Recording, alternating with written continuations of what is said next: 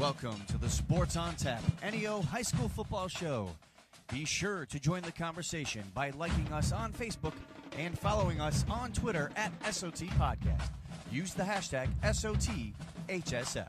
Here are your hosts, Rob Trump, Josh Jeffy, Ed Dick, and Sean Duffy.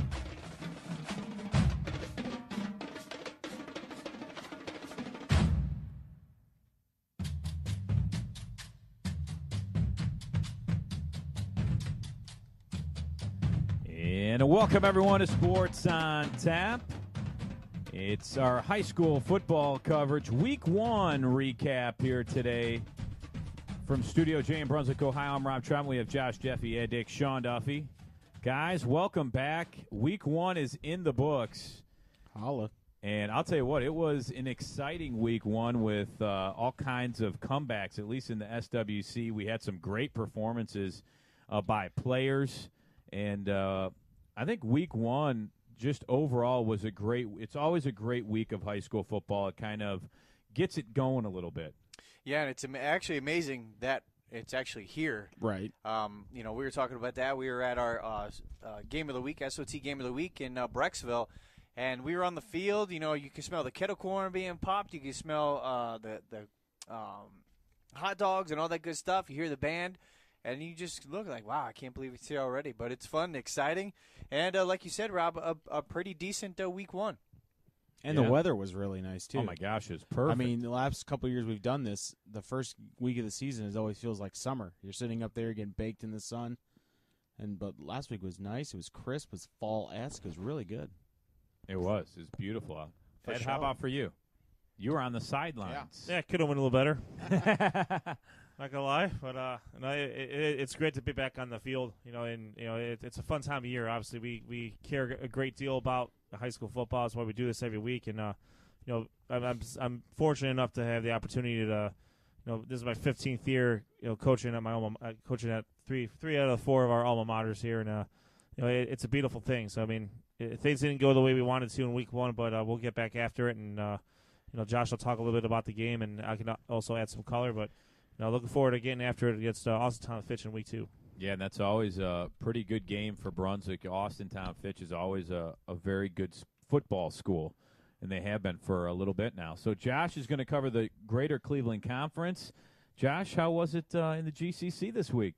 Well, I wouldn't say there was surprises. I think things pretty much went how we thought they would go, or at least I did. But looking at how things started off, we're going to start down in Massillon, where the Mentor Cardinals took on the Massillon Washington Tigers. And Mentor and Massillon had a pretty good start to this game. It was very close. Massillon was actually up early in this game after a 21-yard touchdown run on the first offensive possession. But from there, Mentor kind of flexed their muscle, led by third-year starter quarterback Tadas Tatarunas. Not a lot of lighting up on the stat sheet. Pretty pedestrian for him. 188 yards passing, 67 yards rushing. But he did add 3 TDs. He did throw a couple touchdown passes to Logan Shea and Derek Kleinhens. They both had TD receptions. And Mentor was really focusing on running the ball. Running back Chris Edmond ran for 112 yards with 2 rushing touchdowns. And that led to a 49-14 Mentor victory as they improved to 1-0 on the season. Up next for Mentor, big game. They play St. Ignatius. Would most likely be one of the big games of the week. The defending GCC champion Solon Comets took on Aurora in this one. This was a tightly contested game. Solon squeaking out a 15-14 victory. Now, in the beginning of the season, when we did the preview show, we said that the defense of Solon would be the strength of this team, and it really was in this game. It forced 5 Aurora turnovers and held Aurora for the game to just 54 yards rushing. Replacing a lot of starters, at least 3 starters on the offensive line. You wonder how that would affect senior running back Thomas Wilkes. Well, it did not in this game. He racked up a solid 112 yards rushing, and they led, and because of that defense, led Solon to its first victory of the season. Again, beating Aurora 15-14 in a tightly contested game. Solon will travel to Twinsburg in week 2, which will be a good matchup. Euclid got off to a great start with a 39-21 victory over Glenville. Euclid in this game scored 32 points in the first quarter alone, so they got off to a really hot start. Senior quarterback C.J. Hale, this was his first career start. He had 3 TDs in this game. 2 of those were rushing TDs. And Ronald Lee, the running back for Euclid, he had a rushing TD in this one and one reception for a touchdown also in this game. So Euclid, getting off to a 1-0 start, beating Glenville. Euclid travels to the before mentioned Aurora Greenman this Friday. It's hard to believe we're in week 2 already. Shaker Heights. This is kind of my sleeper team of the conference, getting off to a really, really good start, defeating Shaw 41-6. They were led by their stud of a quarterback, Jameer Demukes, 195 yards, 4 touchdown passes, and this one was all Shaker Heights in this one. McCall Hills also had a 4-yard touchdown pass on the next defensive possession when it was returned 45 yards, and that particular touchdown put Shaker Heights up 34-6. So it was all Shaker Heights in this one. They improved to 1-0. They will actually host John Adams this Friday. Excuse me again. Got to get all the kinks out. Yeah, our first show. So they will host John Adams this coming Friday. A pretty high-scoring affair this past week was Strongsville against Maria Mid-Park. Excuse me if I'm saying. Maria Mid-Park? They're supposed to be good this year. Yeah. Coach Hunick. Yeah. I don't know how he's feeling about that. Well, they did mount a comeback in this game. They were down by quite a bit into the first quarter, but the team showed some fight. In fact, their quarterback, Bazinski, I believe. Trevor Bazinski. Yeah, he had a big game in this one. Rob will talk about that one here in a little bit. But Strongsville was up 28-0 in the first quarter. This game was all led by Strongsville quarterback Johnny Major. He was 9 of 13 for 176 yards passing. He also had 15 carries for 167 yards, 4 rushing touchdowns, 2 passing touchdowns for Johnny Major. His 2 touchdown passes were to Joey Gillette. He had the 2 receiving touchdowns in a very good win for Strongsville. For Coach Sereno getting his first win as Strongsville head coach. Strongsville will travel to Hudson next week. That's going to be a pretty important game for them. We were at the Hudson-Strongsville game last year, and Hudson won that one pretty convincingly. So Strongsville's looking to get a little revenge on that one. Elyria with a heartbreak of a loss, 21-20 against Avon Lake. This one was highly contested. Elyria starting quarterback Dante Beckett was out of this game with an ankle injury. So quarterback Tristan Arno did have to take over. Did pretty well in substitution role, 23 of 46 for 251 yards. Avon Lake, though, took the lead in the game with 4 minutes left, and Elyria did not have enough to overtake that lead, so they do end up with the loss again, 21-20 against Avon Lake. Elyria hosts Bedford week 2 coming up this Friday. And not to interrupt, actually, Elyria had their kicker and punter both go out because of injury, so exactly. they couldn't kick extra points in that game. And Arno is actually a Wellington transfer. His dad is the coach. Yep. So he came with them, and what a performance he had. But how about having your starting quarterback, kicker, and punter all go out in the same – well, it wasn't the same game, but I know the quarterback, Beckett, got hurt on Wednesday, and the kicker and punter both out. So they had to go for 2 pretty much the whole time in that game, which hurt him a little bit. Yes, it did, if you can't convert on that. Next up in the GCC, Medina with a 30-14 win over Lakewood. Larry Laird getting his first victory this season, but with his old team, he's back at Medina. And the first play of the game in this one was a pick six where Medina scored. Special teams also scored on a 52-yard punt, returned for a touchdown. Medina was up 30-0 after 3 quarters, but for Medina, this win did end up in a loss when it comes to their players. Their starting quarterback, Gavin Montgomery, broke his collarbone, and Delonte Davis, the running back, some say has a serious knee injury. He is their starting running back. Wow. So Medina losing 2 big players in this game. Larry Laird, after the game, according to the Medina County Gazette, said they do have players that will be able to step in and fill those roles. But anytime you lose your starting quarterback and starting running back, especially in the first game of the season, that's going to be pretty hard. So they do travel to Highland. This is the first time ever these two teams are playing. And Highland, as we have seen before, is a pretty difficult place to play. So we're going to have to – I'm really interested to see how that one is going to shape out for the Bees this Friday at Highland. The final game on the docket for the GCCs, the Brunswick Blue Devils, with Mark Pinzoni in his first game as head coach of the Brunswick Blue Devils, with a 28-14 loss against the Highland Hornets.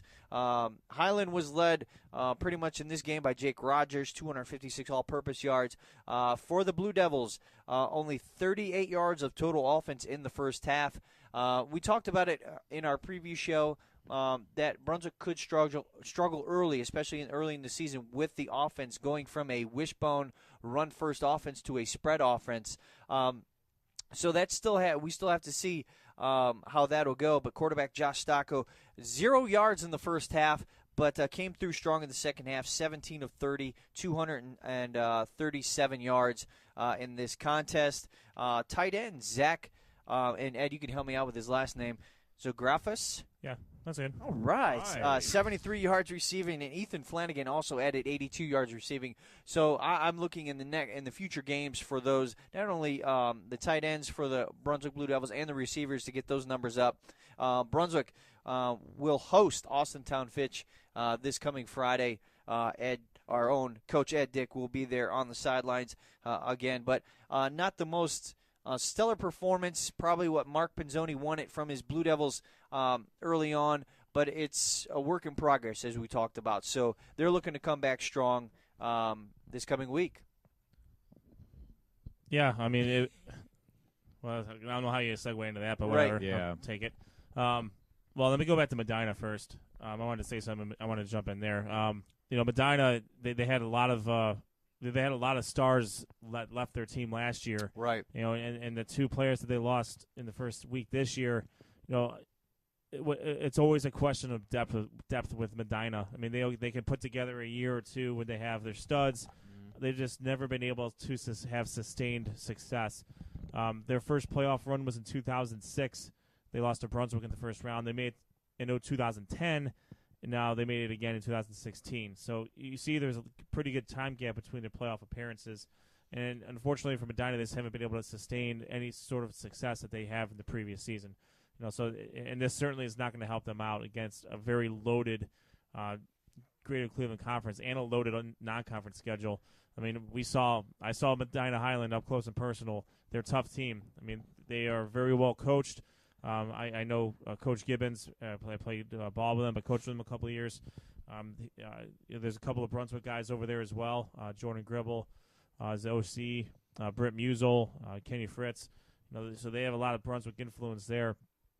You can't get down 21-0 against a team like Highland. It's just right. And we had our chances. I mean, we came out really hot in the second half, completed some passes, got a quick score, got the ball back, drove back in their territory, and we weren't able to punch it in to get it within 1 score early in the third, and we were playing catch up at that point. Well, not to mention Highland had a lot of what's the word I'm looking for? Experienced players. Well, no, they were exacting revenge. They oh wanted yeah, revenge from last year. They took it quite personally, the fact that they lost to us last year at home, and they made that known. And it was a good game, good for them. If you look at the stats, it's 2 out of 3. Highlands got Brunswick. We haven't been able to beat them in their place, and we'll see what happens next year. Well, and to kind of go off of what I was saying earlier is, I mean, if you look at those 2 programs where they are currently, Coach Gibbons has a system in place there, and the players are now playing in that system. Whereas